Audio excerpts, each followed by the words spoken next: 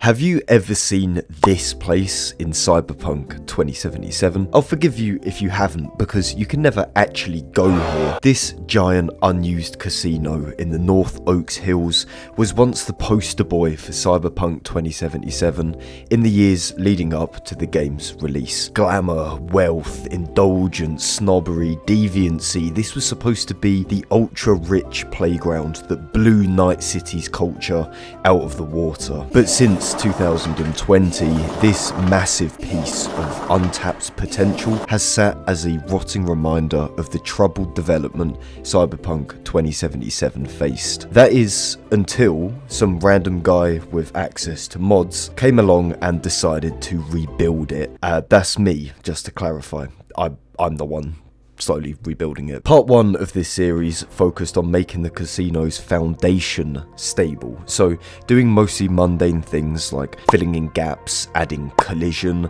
some extra details around the perimeter of the building. Part 2 was more about creating an actual interior. We eventually got round to making this tiny private bar, a sort of safe haven for the rich to take a break from gambling, talking, discussing, and just sit for a bit, have a little drink, chill out. It's been a while since part 2, so I'm pleased to welcome you to part 3 of rebuilding Cyberpunk 2077's abandoned North Oaks Casino. But before we get into today's video, if you fancy some signed autographs from various voice talents in Cyberpunk 2077 and also edge runners, so yes, that does include Lucy, I know what you guys are like, then follow the link in this video's description to get purchasing. Signed prints range from a little money to a lot of money. It's ultimately up to you, but most importantly, they get hand delivered straight to your home. If you're interested in this, please check out the link in this video's description, or alternatively the pinned comment in the comment section. Thank you so much. So you've probably noticed that this video is extremely long. I think this might actually be the longest part so far, and to be honest with you, there's good reason for this. I just wanted to start off by finally fleshing out this little island bar that I put in about 5 months ago, and I really struggled to try and make this look somewhat decent, mostly because the issue with AMM, which is the mod I'm using here, the Appearance Menu mod, is that it's mostly just for decorations. It's for putting things on shelves. It's not actually building entirely new structures. It often feels very janky, even jankier than usual, and also results in a lot of time it just looking a little bit out of place. So I just wanted to finally try and make this look somewhat complete. I thought it'd be a good idea to start off by putting in some of these little light strips underneath the bar. I actually discovered that they don't line up at all. You just kind of have to be comfortable with things not being perfect, but for the sake of wasting hours lining up lines, it's just worth it. You know, you just got to do it.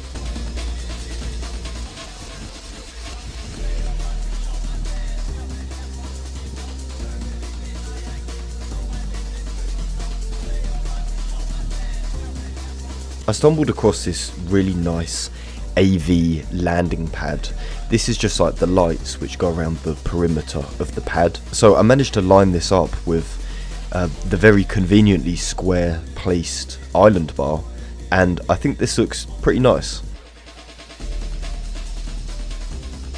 So now we got the basic structure of the bar down. Lights make a huge difference, so we're just going to give this a little bit of love. I stumbled across these extremely nice wooden shelves. I think these are the ones which are used in the Black Sapphire in Dogtown.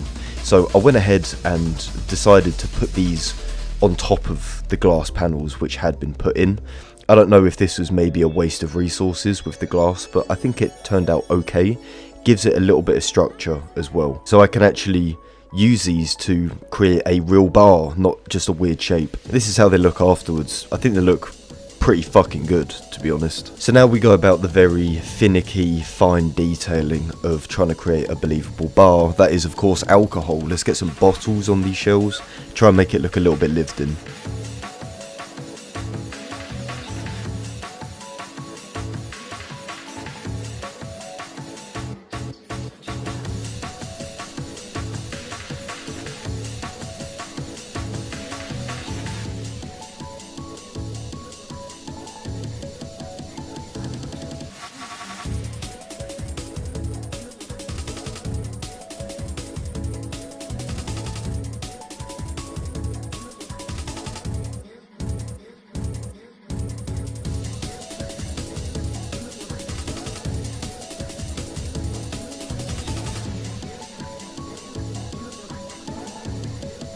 I decided to take out this gigantic industrial light just because they look incredibly ugly, and I felt like the room is a little bit too bright. So having put these little ceiling lights in, the little circular ones, and pushing the industrial one up into the wall a little bit, it actually looked a little bit better, not quite as ridiculously bright.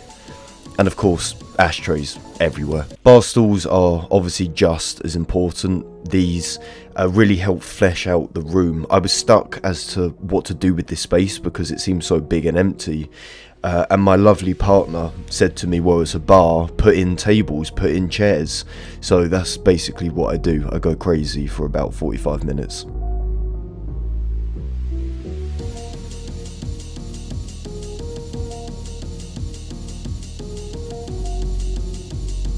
This is how we're looking. I think it looks pretty good. It's definitely not perfect, it's still pretty barren, but again, a lot better for sure. So here I just wanted to put in some more ambient lights, particularly a pink one, kind of signalling the player to this little lounge area. And of course, orange lights always look great. I feel like lighting really makes a huge difference when doing something like this. Something can look incredibly shit until you put in an LED light and everything is better.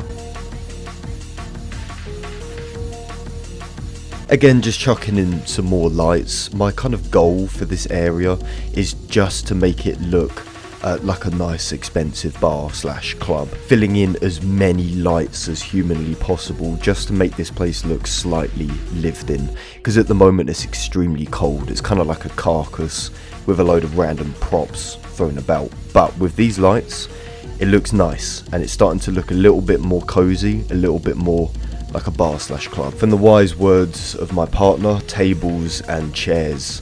This is just a big circle jerk of tables, just trying to fill in all of this floor space, which is kind of making the place look a bit strange.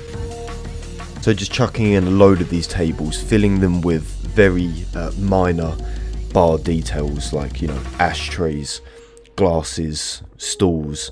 Just things which make the props look believable. That's kind of the ultimate goal of doing this, is to try and get it as close to an actual cyberpunk environment as possible. Of course, it's never going to be perfect because I'm working with the sketchiest tools going, and I'm also not a professional. But I think if you just try, if you really give it a go and try and make things look believable, then I think you'll be pleasantly surprised with how nice they come out. So again, I'm just trying to fill in some of these weird little empty spaces that have been created by putting in this private bar, by putting in this little pillar here. So I decided to go with a sofa and a little cabinet, sort of like something you'd find in a living room, really, just something a little classy but not too bougie.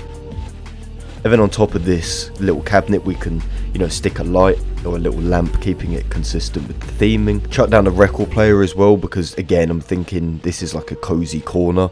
This is almost a bit like a coffee shop, kind of that atmosphere, rather than some, you know, out there bar slash club. And again, just trying to fill in these little areas which keep appearing, because truly your biggest enemy when doing something like this is empty space. Otherwise you're kind of dealing with just a massive empty square with no real direction or guidelines on how to build anything. I've said this before, but I don't plan any of this. I just go into it completely blind, making changes here and there. And truly, I think it's a pretty interesting way of doing it. Probably not the best, but you know, it works for now.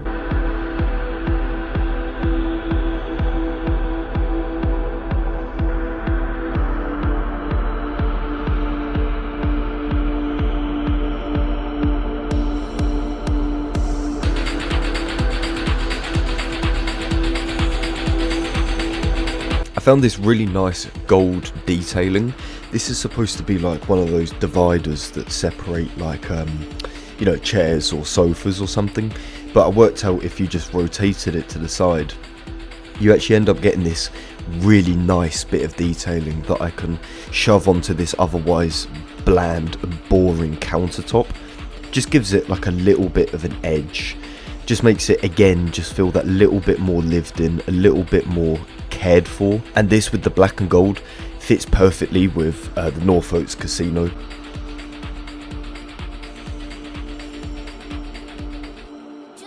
So by shoving all of these bad boys on, you actually get like a surprisingly nice bit of detail. I think it looks really good compared to how it did before.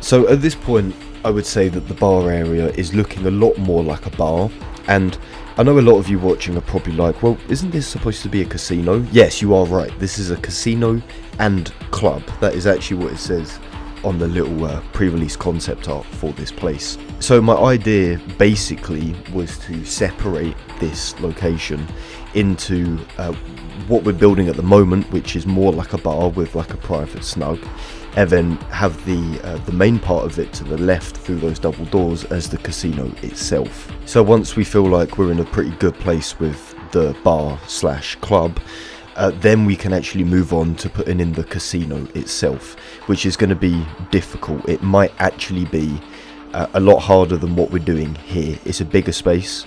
If I decide to do it open plan, it's going to be a hell of a lot bigger. Alternatively, you can potentially split it up into another two. I guess we'll see how it goes. So you could have 3 individual locations, you know, accessible through double doors, through windows, things like that, but not just one big open space. And now we're getting towards the end of the private bar. I really feel like this is getting to a lot of a better state than it was before. Again, I'm just trying to think, you know, how would this look in actual Cyberpunk 2077? And I'm frequently flying off to the Black Sapphire, which is basically the only example of a CDPR developed casino that we have in this game, just to get inspiration on structure and props. And these oval tables, these bar sofas, are littered throughout the Black Sapphire, and I think it suits really well. Also, check out this statue. I think this looks really cool. Statues are a bit of a hard one because they look a bit common, you know, especially when you're supposed to be dealing with basically the top 0.1% of people having, you know, gigantic monk statues which are found in Watson don't really fit. So that's the problem. Aesthetic versus, you know, logic. Bit of a hard thing to balance.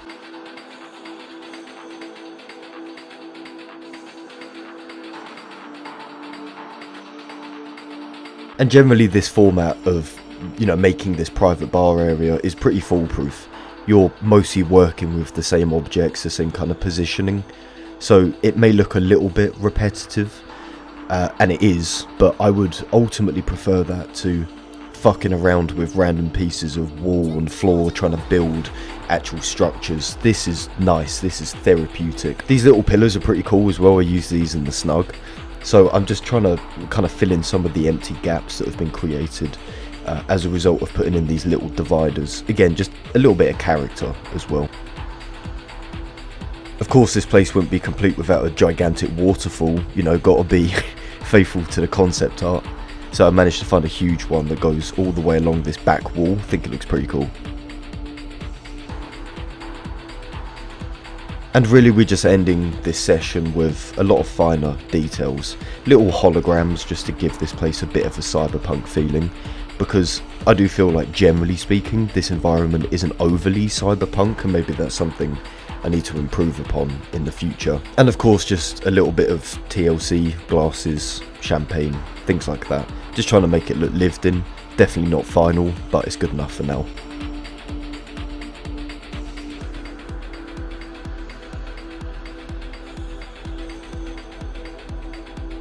So this is what we're working with. We came from this absolute shit heap to this.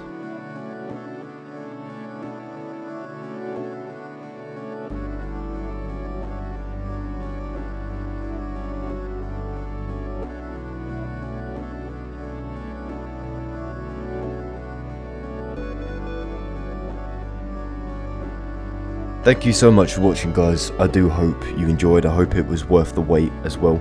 If you enjoyed, please let me know. If you didn't enjoy, please let me know. As always, I would love to hear your feedback on things.